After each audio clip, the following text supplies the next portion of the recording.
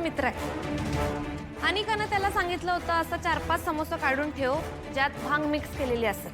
मग काय त्यानं बोलता बोलता बंड्याला सगळं सांगितलं. त्यामुळे यांचा खेळ आम्हासनी आधीच माहित होता. मला वाईट ह्या गोष्टीचं वाटतंय का ह्या सगळ्या खेळात अनिकाची आजी आणि आई बी सामील आहे.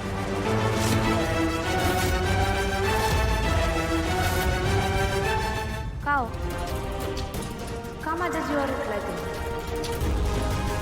का त्रास देताय तुम्ही मला? कामिनी आजी, मी तुमच्या अनिकाचा साखरपुडा मोडला.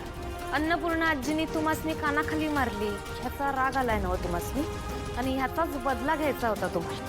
अहो खरं तेव्हा तुम्ही केवढा मोठा गुन्हा करायला निघाला होतात हे जरा बी डोसक्यात आलं नाही का तुमच्या? अहो माझा राग करण्यापेक्षा तुम्ही स्वतःची चूक सुधारायला पाहिजे हे तुम्हाला जरा बी काही वाटलं नाही? ए गप्पा बसा तू.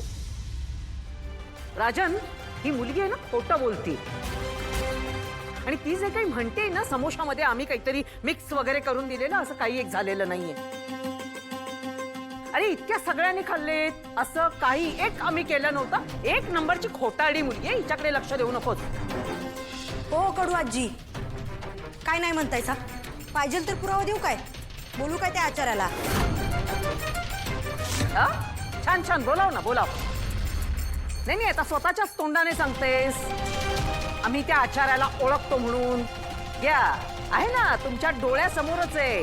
अरे ह्यानेच ते सगळं मॅनेज केलेलं आहे, आणि आम्हाला खोटं पाडण्यासाठी हे सगळं मुद्दाम चाललेलं आहे. हे असं काही समोसा वगैरे आणि मिक्स केलेलं आम्ही अजिबात असं काही केलं नाही, कळलं ना? हो हो हो, आई अगदी बरोबर बोलते.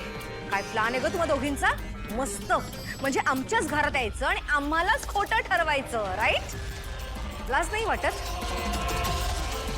राजन, या दोघी प्रचंड चालू मुली आहेत. बघ ना, एकावर एक किती खोटं बोलतायत त्या. हो, आणि एवढं सगळं करून पुन्हा ह्या सगळ्या पोराटोरांसमोर आमचीच बेअब्रू करतायत. बस बस करा आता. कमळीवर माझा पूर्ण विश्वास आहे की ती कधीच खोटं बोलणार नाही. ती दारू आणि ड्रग्स हे फार लांबच्या गोष्टी आहेत. ती असलं कधीच काही करणार नाही याची मला खात्री आहे. आणि काय ग, तिने जर नशा केली असती तर अशी 2 मिनिटात कशी उतरली असती? हे न कळण्यात का मी मूर्ख नाही आहे, नाही का? खोटं ती नाही, खोटं तुम्ही लोक बोलताय हे समजताय मला. डॅड, गप्पा बस तू.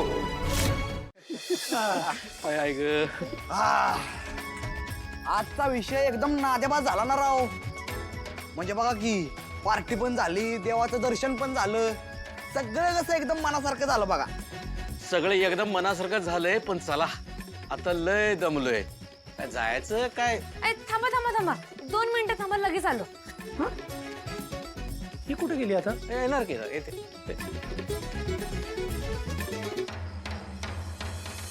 काय ग कमळे, कुठे गेलतीस? आणि हे काय आणलंस?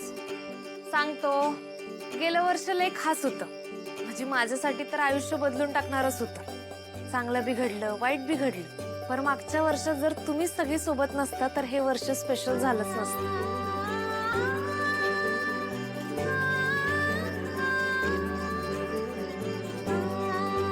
निंगे, गावाकडनं इकडे आलो तेव्हा बंड्याना आबांनी आपल्याला साथ दिली.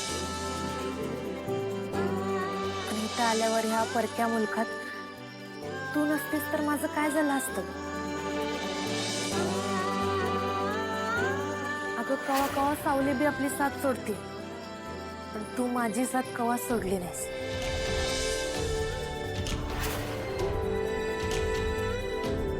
निंगे, तू आहेस म्हणून ही कमळी.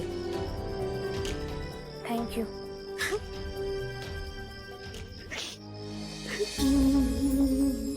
नाही, कमळी आहे म्हणून ही निंगी आहे.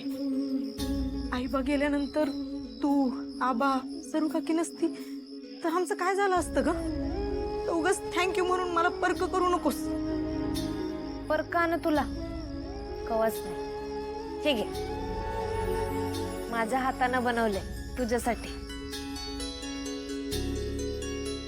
आवडलं? लय आवडलं मला.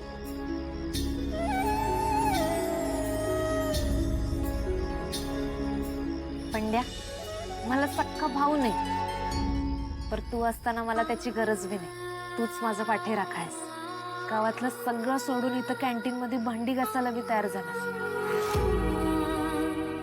कुठलीच तक्रार केली नाहीस. बंड्या, लोकांना जे म्हणायचंय ते म्हणू दे, पर माझ्यासाठी तू जगातला बेस्ट भाऊ आहेस. थँक्यू.